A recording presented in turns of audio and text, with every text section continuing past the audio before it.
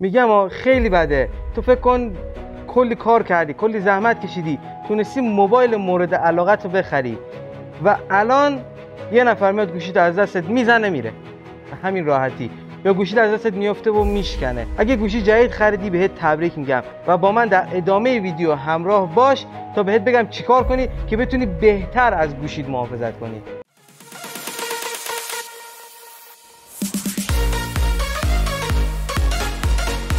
قبل از اینکه همه توضیحاتمو بدم لطف کن و منو دنبال کن، دکمه لایک رو بزن، زنگوله رو هم فشار بده که از ویدیوهای من اولین نفر خبردار بشی و اگه یه دوری تو کانالم بزنی میبینی که چه سبک ویدیوی باحالی دارم برات. خب اولین چیزی که باید بهش فکر کنین و مهمتر از حتی دزدیده شدن گوشیه، شکسته شدن گوشیه. خدا رو شکر گوشی الان خیلی پیشرفت کرده و دیگه اونجوری مثل قدیما نیست که از دست راحت بیفته زمین یک پقص کنه و بشکنه. الان گوشی ها رو محکمتر و بهتر میسازن. اما خلاصه باید شما مراقبت های لازم و نسبت به گوشیتون داشته باشین. بابا حیفه رفتی 50 میلیون 100 میلیون 20 میلیون اصلا هم 10 میلیون دادی یه گوشی خریدی، حیف کاریش بشه. پس برای همین به حرفه من کامل گوش کن. از الان میخوام شروع کنم. اولین مورد برای جلوگیری از شکسته نشدن گوشیتون، همش باید توی ذهنتون یک صدایی باشه، یک صدای کمکی همراهتون باید باشه، به این شکل که وقتی گوشی دستتون میگیرین باید خیلی مراقب باشین که از دستتون سر نخوره.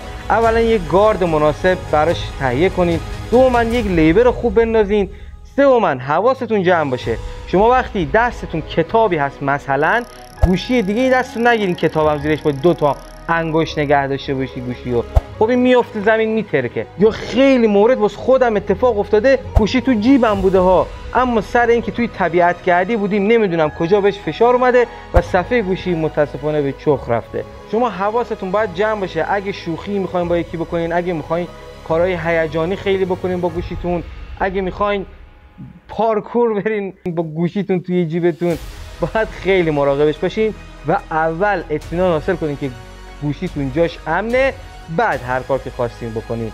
شما اگه حتما صفحه گوشیتون شکسته باشه میدونین چه ضرر سنگینی میخورین.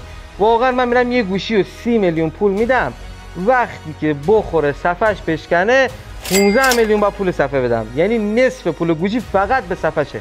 پس صفحه از همه جای گوشی مهمتره. مورد بعدی در مسئله دزدیده شدن گوشیتونه. متاسفانه آمار خیلی سنگینی توی شهرهای بزرگ داریم سر گوشی قاپی و دزدیده شدن گوشی.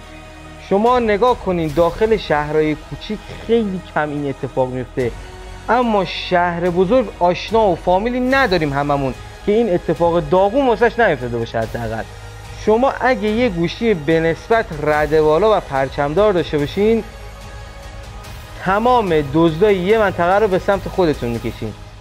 شما وقتی داخل ماشین نشستین، فقط الان هم که تابستون حتما شیشه رو تا پایین باز میکنین. فقط شیشه باید اینقدر باز باشه که دزد نتونه بیاد دستشو وارد کنه، یا اگه شیشه میخواد به مراتب پایین تر باشه، اولا میگم کامل پایین نباشه ها، حالا تا نصف پایین بود، شیشه هاتون باید یک دودی باشه که داخل ماشین و گوشیتون دیده نشه. اگه داخل ماشینتون دیده شه سریع میان گوشیتون رو میزنن. یه جای دیگه که راحت گوشیتون رو میتونن بزنن تو خیابونه. شما تو خیابون سعی کنین اصلا با گوشی خودتون کار نکنین. آقا اگه میخواین آهنگ گوش بدین که هندزفری میزنین، اگه میخواستین تماس جواب بدین با هندزفری، ارزشی هم نداره. هندزفری خوبش در حد 2 میلیون تومنه 3 میلیون تومنه، اما باعث این میشه از یک ضرر خیلی بزرگ پیشگیری کنه. پس تا اینجا شد اینی که توی ماشین نشستین حواستون باشه شیشه زیاد بالا نباشه، زیاد پایین نباشه، و اینکه توی خیابون می‌خواستین کار کنین از جیبتون در نیارین. و وقتی که مجبور شدین از جیبتون در بیارین، یک دستتون رو به این شکل پایین گوشی قرار میدین و یک دستتون رو بالای گوشی و محکم اینو میگیرین. ببینین شما هر کاری که داشته باشین میتونین با این گوشیتون انجام بدین، خیلی هم راحته. اما اگه یک دست رو ول کنین، اینم که شل بگیرین موتور میاد همینجا رو بکشه برده، به همین راحتی گوشی خودتون رو باختین.